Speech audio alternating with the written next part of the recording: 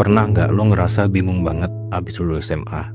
Mau kuliah tapi nggak keterima, ya bekerja tapi ditolak, atau malah akhirnya nganggur tanpa arah?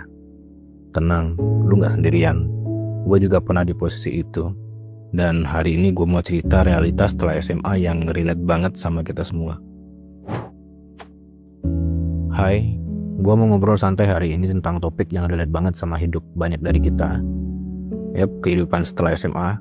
Gue yakin banyak di antara kalian yang udah ngerasain gimana bingungnya, frustasinya, bahkan mungkin ketakutannya pas baru lulus SMA. Jadi, gue mau cerita pengalaman gue, pengalaman teman-teman gue, dan kasih kalian sudut pandang serta solusi yang bisa bantu kalian yang lagi di fase ini. Langsung aja kita mulai. Pas gue lulus SMA, gue ngerasa kayak ada di titik persimpangan gede banget. Lu tahu kan, semua orang tiba-tiba nanya, abis ini mau kuliah di mana? Udah dapat kerja belum?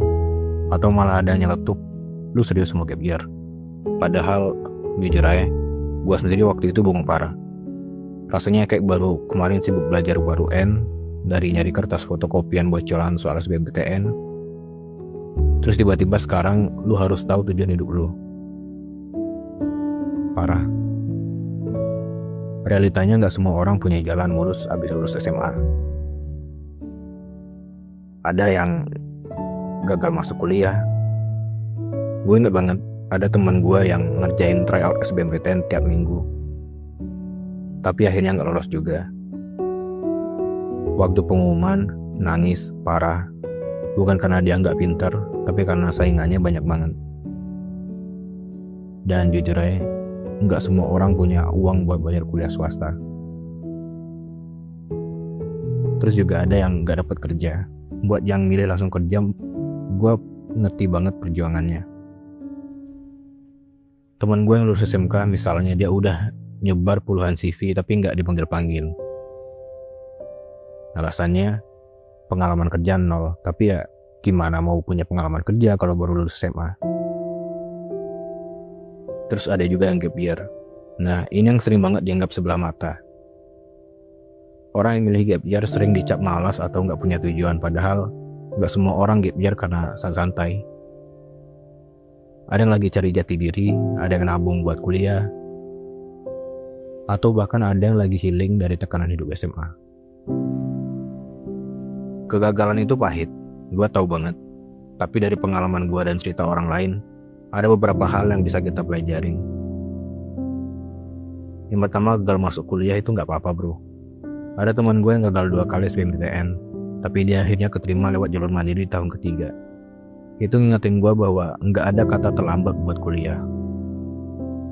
Kalau lu nggak mau nunggu, banyak kok program pelatihan atau sertifikasi yang bisa bikin lu punya skill khusus.